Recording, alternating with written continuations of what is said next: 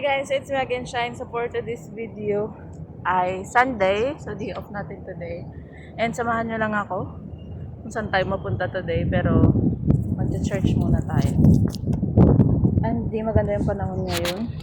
So tingnan nyo. Makulimlim. And yeah. Di ko rin ma-imagine kung bakit umabot ako ng 9 months dito. And nakasurvive ako dito sa Hong Kong.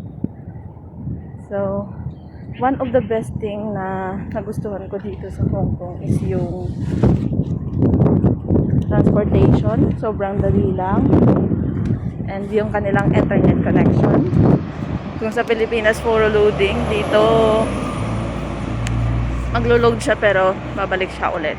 At hindi siya ganun kahina. Internet nila dito. So, yeah. Yan lang muna ngayon.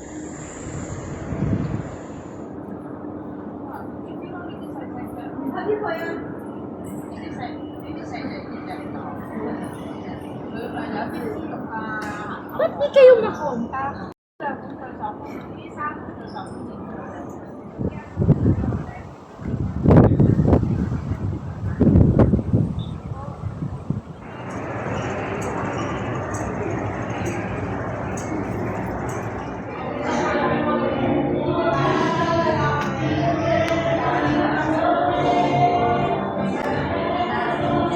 Forever glory belongs.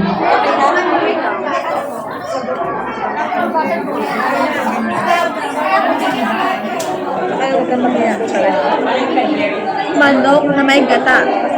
Ano to? Adobo sa gata.